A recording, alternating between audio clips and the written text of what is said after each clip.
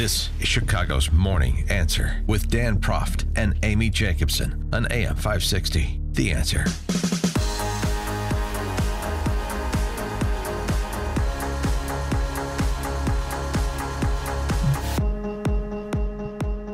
Good morning, Dan and Amy. President Trump, before the Latino Coalition Legislative Summit yesterday, talking about good things. Good things are happening. And last year, the Hispanic unemployment rate reached the lowest level in history. Congratulations. And he's willing to do more, like on DACA. And we're trying to have a DACA victory for everybody, by the way, and the Democrats are nowhere to be found. They're nowhere to be found. Really terrible. Kind of got Dems on the corner on that one, and he can't put Dems in the corner, unlike Baby. And hey, you and you hey. and you and you and you and you, you're making America great. And each of you here today, along with millions of hardworking Latinos all across our nation, are making that dream into a reality. You're really making America great again. A lot of the people in this room are making America great again. He should consider putting that like on hats. Oh, yeah, the Make America Great Again. Yeah, and T-shirts and buttons, just bumper an idea. stickers. And then he went on to make America less great, from my perspective, obviously not his, by signing tariffs on steel and aluminum as he said he would, but exempting Mexico and Canada. For now. Yeah, well, I mean, there's such like Swiss cheese. There's a lot of holes that people can wiggle their ways through. Well, then it also helps him to give. South Korea wants in. Well, but it's also it helps Trump give currency to the idea that this is just genius leveraging of Canada and Mexico as it pertains to NAFTA renegotiation. Mm-hmm. In addition to the fact that if you impose those tariffs on Canada and Mexico, you have so many multinational steel companies. You've heard some on Fox Business. We played yesterday one of the CEO of a steel company in Hamilton, Ontario. Then that would actually hurt American businesses, including steel makers, not just steel users. So it's probably a way to blunt the negative impact of these tariffs. But for more on these topics and more, we're pleased to be joined by our friend Bret Baier. Of course, he is the anchor of Special Report weekdays, 5 p.m. on Fox, 5 p.m. Chicago time, and also the author of the book on the Eisenhower administration, 3 Days in January. Bret, thanks for joining us and appreciate it. Good morning. Morning. So what's the sense of how much this saber rattling on tariffs and more, now that he imposed them, is in advance of this key special election in Pennsylvania on Tuesday? Well, it's definitely a factor, and they're going to be touting it over the next few days, traveling around, and that is, steel country. This is a district that's just outside Pittsburgh. It will have an impact there, and what he wanted, I think, the president wanted, was that image with steel workers and their hard hats in the Roosevelt Room, and making the case that he was following through on what he campaigned on and what he talked about through the campaign. You are right, Amy, about the possibility of Swiss cheese in that any country can negotiate their way out of these tariffs. So that opens the door to a lot of things. Number one, as you talked about, NAFTA, as they're in the middle of this negotiation with NAFTA, they have now, they think, another leverage point with the looming, steel and aluminum tariffs. And so they are hoping for a better deal there. But it's not only them. I mean, it's really every country that can negotiate their way out of having these tariffs imposed, and thereby, really, they're not imposed if the big countries are exempted. And they're supposed to take effect within 2 weeks. But the EU is threatening, a retaliation tax on such American products like bourbon, orange juice, and peanut butter. Things like that. Bourbon? Yeah, oh, bourbon. Come on, that is unconscionable.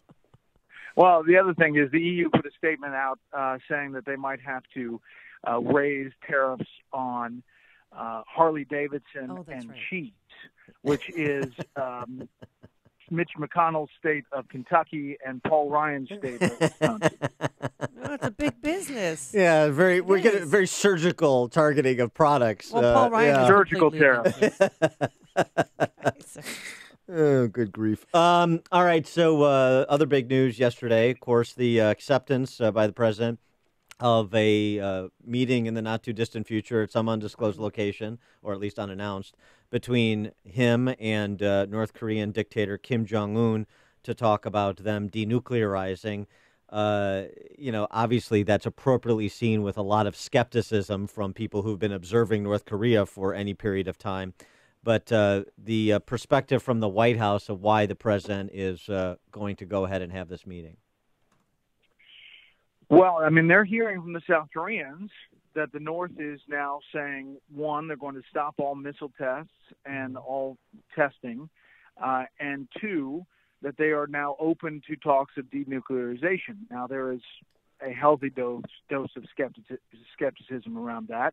I mean, North Korea has done this for years and years and years, and the ultimate goal of the North Korean leader, not only this guy, but his father and grandfather, was to get an American president at the table and to sit with them, to show that they are equal in stature with America. So it's a dangerous gamble, but if there is some light at the end of the tunnel as far as actually seeing movement, this administration is ready to swing for the fences. And, this meeting is expected to happen sometime before May. That's what the president told the South Koreans.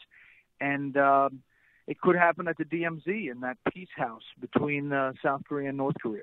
Wow. I mean, but these are two kind of unusual leaders who have a flair for drama. And if it doesn't work out, which it probably won't, then where do you go from there? Because the face-to-face meetings, like the cherry on top of the pie. Yeah, the sundae, well, that's the question, in diplomacy. But this president is not like that. And I will say that you probably would not be at this point had it not been for some of the strong language that he used. I mean, clearly he was a factor as far as not knowing how President Trump was going to react based on what he was saying and tweeting. And China moved a little bit more than it has ever moved. South Korea went to the table with North Korea, and here we are. And it's not, my button's bigger than yours, at least. But we'll see where this goes. You're right; it's a reality TV moment. Well, it's funny you mentioned that too. That the bluster, because Evelyn Farkas, who was a deputy undersecretary of defense for Obama, she was on with Mr. Tingle on MSNBC saying, unfortunately, sanctions and unfortunately Trump's bluster brought Kim Jong-un to the table. Why unfortunately? You say that's what you said you wanted. I mean, it's, even when he accomplishes something, even if they don't think he accomplished it the right way, there's just a complete recalcitrance to assign any credit. I mean, it's just that, right. Exactly. Well, that's what I'm trying to say. What I'm trying to say is you have to give President Trump some credit for changing the dynamic. Yeah. And changing the equation. And here we are. Now, whether this works or not, there's at least a hope that it works. And clearly the other way was not working, of three past administrations that kept kicking the can down the road. Do you think Kim Jong-un's going to talk to him about his nickname? Why do you call me Rocket Man? Yeah, well, he's going to have to change the nickname if he denuclearizes. Hey, Bret, I got to ask you about this too, because you get the inside scoop and stuff.